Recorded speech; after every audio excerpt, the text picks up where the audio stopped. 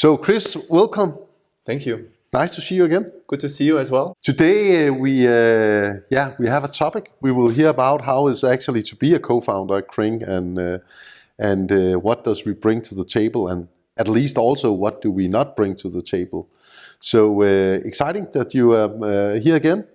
And can you start a little bit about your background? Absolutely, would love to. So Christoph Brandon, I'm a serial entrepreneur. I've been launching several ventures before, and I also have helped multiple corporates to launch their ventures. Before I, 2 years ago, joined Kring as a venture building partner, because I was really excited about how can we systemize something like entrepreneurship, where before you kind of in this world where you have to have an idea that you haven't validated, that you need to pitch, and then you're a little bit past dependent on whatever you promise to the investors, versus a systematic approach where you can actually start with a validation in mind and then get to, okay, does this make sense? Do we have product market fit? Should we continue, right? Yes. And then seek the financings. That was really exciting for me. And then 2 years back, this is why I joined Kring as a venture building partner. And then I left Kring again to join one of their ventures. So what do you think about that model actually? Because that's the flexibility you can say that Kring brings to the table, that you actually can come into the core team, but you can also jump out in a venture. It was always really interesting to me to see how we attracted very different profiles here, right? You can have people from consultancy that are very systematic and very good in analyzing opportunities, finding the right opportunities, or also being very analytical around people and teams and how to establish teams. And then you have other personalities that are more, let's say, the entrepreneurial type of person, right? That is more like, let me go out, seek that first customer, feel that first customer, right? And really kind of immerse myself with all the uncertainty and the unknowns around something like the opportunity which has to be defined in a way. Yeah. Now you're sitting in the maybe a little bit before we spent out the company, but also after. What have been the journey, and what can you see the strengths about this model, and what have we bring to the table? We all know that there are barriers. I've tried it by myself on the journey, and we are working with primarily. We are focused on four things here: strong product market fit, strong go-to-market, helping with the human resource, and at least funding too. Yes. What have your experience been? I think the what is unique, and also to compare it, and what I've seen in many ventures. So first of all, we have a really strong network, and we have the fund behind. So if we tap into any given opportunity, we might already have a partner on our side that brings the technology, that brings the customer, that brings us an unfair advantage.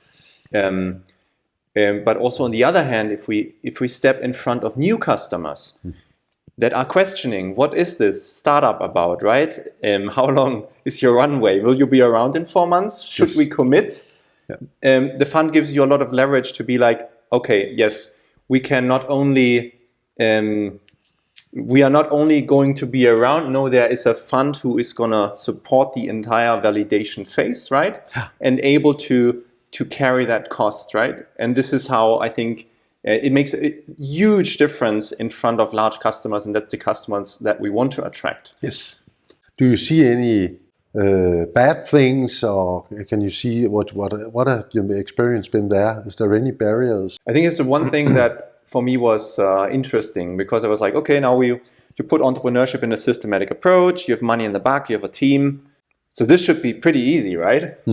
That is the assumption that you join as a venture building partner. So there will be a little bit less of the hard grind. But I think the reality is that we saw that even in the projects, that you almost want a project to go into a phase where it's almost about to die, and then it requires the additional 100% of hard work to figure out the last piece of the product market fit and make this venture survive and find its reason to be. Yeah. And I think this is where, for me, it became clear, and I've seen this also by the founders of the other companies, that, okay, we might have opened the door to a large organization, But to go through that door and make that happen Yes. requires this additional commitment and a little bit of the passion and the joy and the fun in it to work extremely hard. Exactly. So hardworking.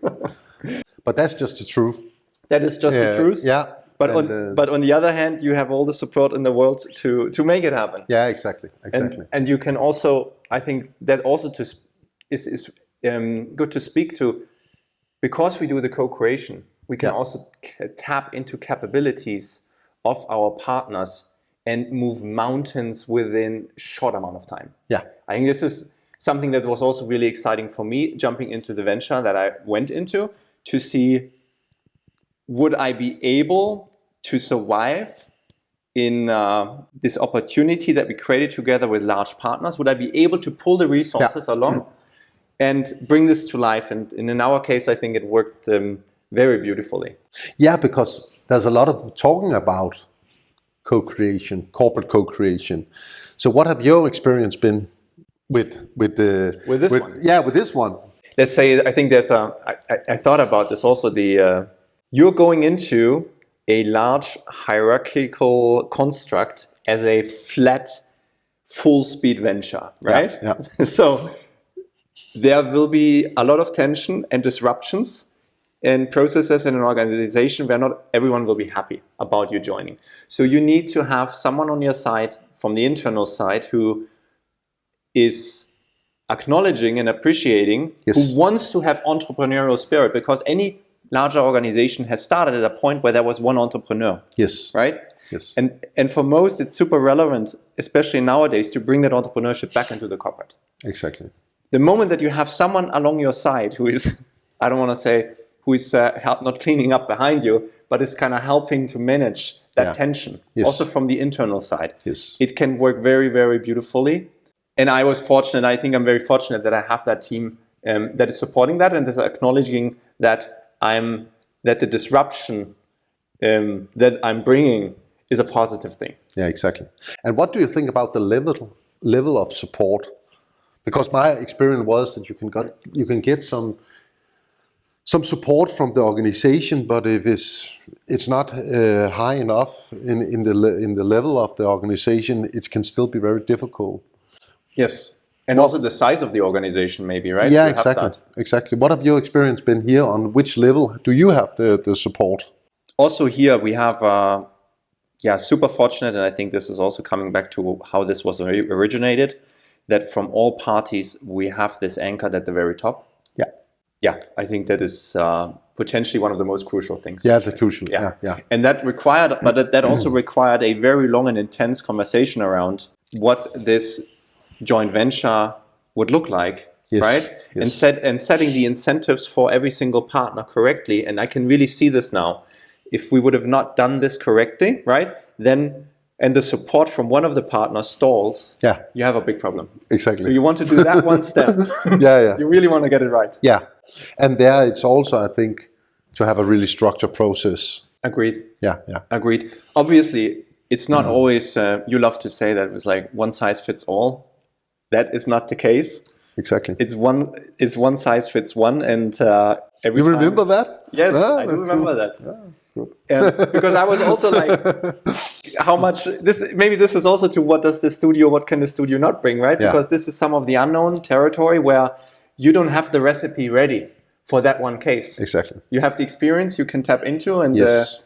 and the capabilities you can bring along, but just because it's a venture studio and we're having everything systematic doesn't mean that the recipe is ready for that one case. No, exactly. How do you see the future of the case now? I think in this case, we're going to end up, because we've thought about it very thoroughly, and we also thought about the interest of the investors and how the ventures should be designed, how long also Kring is part of the venture. Yes.